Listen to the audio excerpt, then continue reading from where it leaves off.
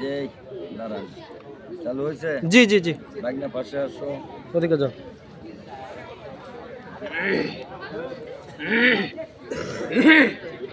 আসসালামু আলা সাইয়্যিদুল মুরসালিন ওয়া আলা আলিহি ওয়া আসহাবিহি আজমাইন। আম্মা বাদ। আসসালামু আলাইকুম ওয়া রাহমাতুল্লাহ। আজকের এই মানিকপুটল দাখিল মাদ্রাসার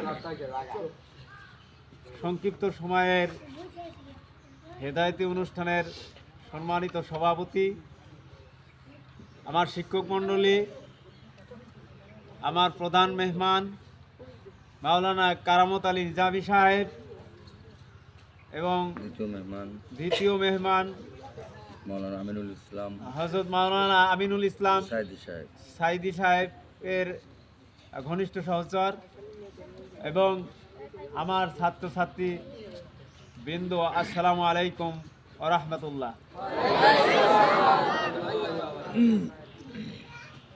আমরা খুবই গর্বিত যে হঠাৎ করে আমাদের মাঝে মাওলানা কারামত আলী নিজামী ভাই দড়িপাড়া মাজারে জিয়ারত এবং তাফসির মাহফিলে আগমন করেছিলেন, মসজিদে আগমন করেছিলেন। সেখানে তিনি গতকালকে মাহফিল করেছেন। ওনার একটা বৈশিষ্ট্য, উনি এই উত্তরবঙ্গে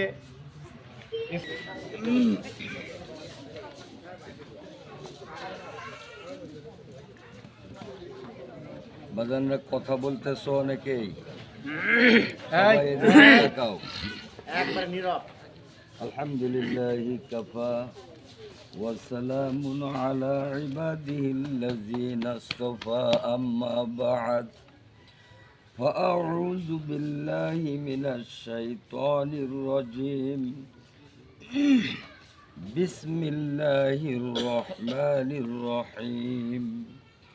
ومن الناس من يقول آمنا بالله وباليوم الآخر وما هم بمؤمنين يخادعون الله والذين آمنوا وما يخدعون إلا أنفسهم وما يشعرون.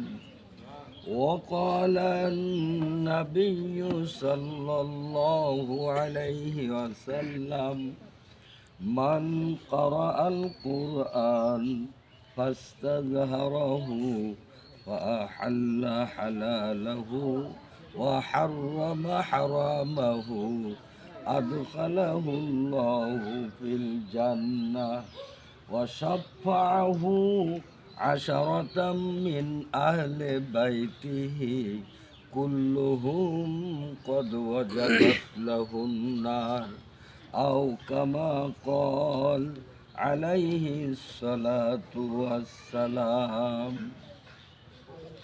ঐতিহ্যবাহী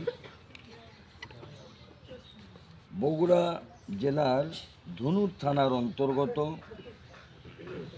মানিকপটল দাখিল মাদ্রাসা শিক্ষক মণ্ডলী কর্তৃক আয়োজিত আজকের এই পথসভা ও ছাত্রছাত্রীদের হেদায়েতিমূলক বক্তব্যর অনুষ্ঠানের সভাপতি সম্মানিত অত্র মাদ্রাসার প্রিন্সিপাল ভাই মোহতারাম মাওলানা খলিলুর রহমান সাহেব, উপস্থিত আছেন আমার পাশে অত্র মাদ্রাসার শিক্ষক মণ্ডলী এবং সামনে দাঁড়িয়ে আছে আমার প্রাণ প্রিয় ছাত্রছাত্রী ভাই ও বোনেরা। আসসালামু আলাইকুম ওয়া রাহমাতুল্লাহি ওয়া বারাকাতুহু।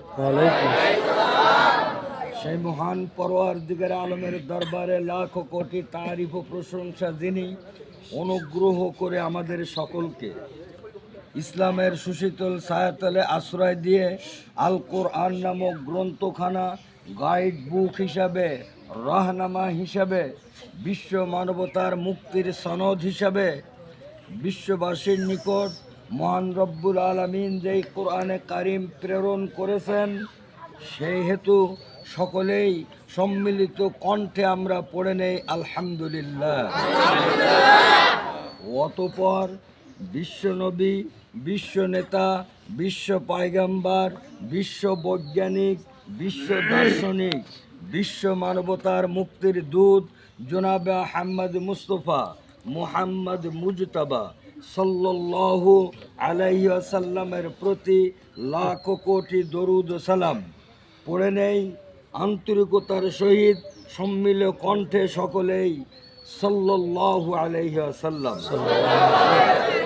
যে পিয়ারা হাবিব তদানীন্তন কালে আরবের সেই বর্বর যুগে কাফের মুশরিক বেঈমানদের নির্যাতন নিপীড়ন বরদাস্তের মধ্য দিয়ে আল্লাহর দ্বীন তাদেরকে শিখিয়েছিলেন, সাথে সাথে শিখিয়েছিলেন সততা, সরলতা, মানবতা, উদারতা, সহনশীলতা। যিনি ছিলেন সর্বকালের সর্বযুগের সর্বশ্রেষ্ঠ মহামানব, যিনি তার প্রাণ প্রিয় আসহাবে কেরামদেরকে নিয়ে বারবার পৃথিবীর বুকে সশস্ত্র যুদ্ধে অবতরণ করেছেন শুধুমাত্র আল্লাহর সংবিধান আল কোরআন নামক গ্রন্থখানা বাস্তবায়ন করার লক্ষ্যে। সেই বিশ্বনবীর আহলে ইয়াল, এমনকি তিনি নিজেই 27টি যুদ্ধের field marshal and commander in chief হিসাবে দায়িত্ব পালনের মধ্য দিয়ে বিশ্ববাসীকে শিখিয়ে গেলেন ইসলাম পৃথিবীর বুকে অতি সহজে টিকে থাকতে পারে না। সেই পিয়ারা হাবিবের আহলে ইয়াল, কুল গোষ্ঠী, আপনজন, আত্মীয় স্বজন, আসহাবে কেরাম যারা বেঁচে আছেন, ইন্তেকাল করেছেন, সকলের প্রতি মহান রব্বুল আলামিন অফুরন্ত রহমত, বরকত, সাকিনা বর্ষণ করুন। সবাই বলুন আমিন।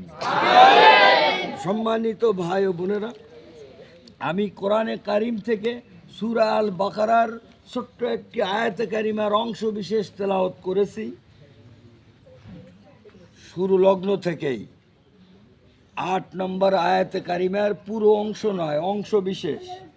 ওই আয়াতে কারিমা তেলাওয়াতের সাথে সাথে রসুল করিম সাল্লাল্লাহু আলাইহি ওয়াসাল্লামের রেখে যাওয়া লক্ষ লক্ষ আহাদিস সমূহের মধ্য হতে ছোট্ট একখানা হাদিসে তেলাওয়াত করেছি। ওই আয়াতে কারিমার অংশ বিশেষ ও হাদিসখানার নিরিখে দুটি কথা বর্তমান সিচুয়েশন, পরিবেশ পরিস্থিতির আলোকে বলার চেষ্টা করব। সাথে সাথে প্রারম্ভিকেই ছাত্রছাত্রী ভাই ও বোনদের উদ্দেশ্যে অল্প কয়েক মিনিট উপদেশমূলক দুটি কথা বলেই আমি আমার মূল আলোচনায় চলে যাব।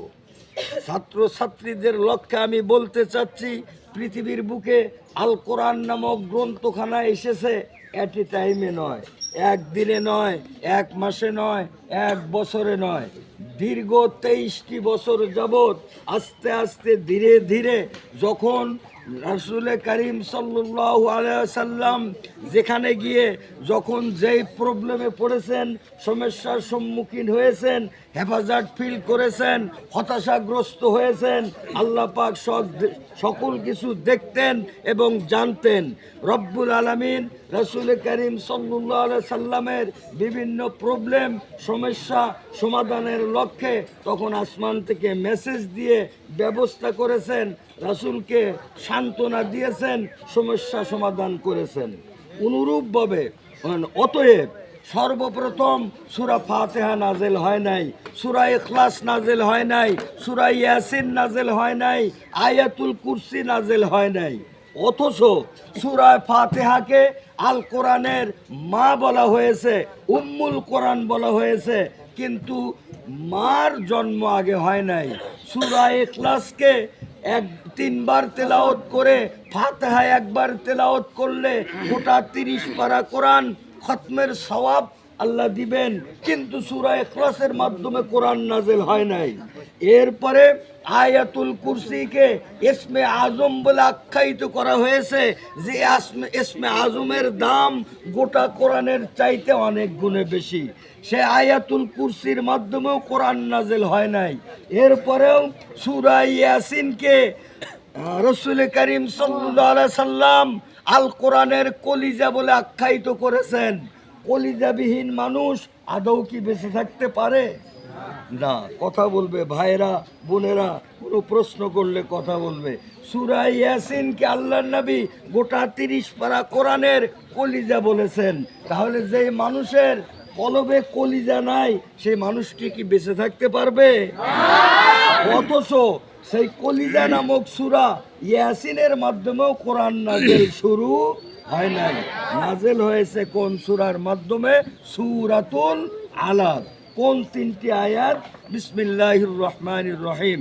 ইকরা বিইসমি রাব্বিকাল্লাযী খলাক, খলাকাল ইনসানা মিন আলাক, ইকরা ওয়া রাব্বুকাল আকরাম আল্লাযী আল্লামা বিল কলাম, আল্লামাল ইনসান মা লাম ইয়ালাম। এই 3টি আয়াত সর্বপ্রথম পৃথিবীতে এসেছে। সম্মানিত ভাই, আমার প্রাণ প্রিয় স্নেহের ভাই ও বোনেরা, মনোযোগ দিয়ে শুনবে। কথাগুলো এমনভাবে শুনবে যাতে মেমোরিতে ধরে রাখতে পারো, আপামার জনতার কাছে কথাগুলো পৌঁছাইতে পারো।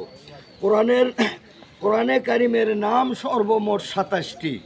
27টি নামে আখ্যায়িত করেছেন স্বয়ং আল্লাহ। আল কোরআনের নাম কয়টি? 27টি। 27টি নামের মধ্যে শ্রেষ্ঠ নাম, প্রথম নাম, 1 নম্বর নাম, সেই নামটা হলো আল কোরআন। সেই নাম কোন শব্দ? আল কোরআন। আর নাযিল হলো সর্বপ্রথম যে আয়াত, সেই আয়াতে কারিমেটা হলো ইকরা, ইকরা বিইসমি রাব্বিকাল্লাযী খলাক। সম্মানিত ভাই ও বোনেরা, ইকরা শব্দের অর্থ, ইকরা নাযিল করে আল্লাহ পাক বুঝাইলেন বিশ্ববাসীকে, আমি আল্লাহ অর্ডার দিলাম, হুকুম দিলাম। তার মানে হে দোস্ত, হে আমার হাবিব, ইকরা, তুমি অধ্যয়ন করো আমি আল্লাহর নামে, তোমার সেই প্রভুর নামে। তোমার যেই প্রভু তোমাকে সৃষ্টি করেছেন, বিশ্ব জগৎকে সৃষ্টি করেছেন, সেই প্রভুর নামে তুমি কোরআন অধ্যয়ন শুরু করো।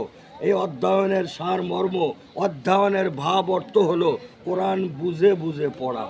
এমনি এমনি তেলাওয়াত করতে কোরআন পৃথিবীতে আসে নাই।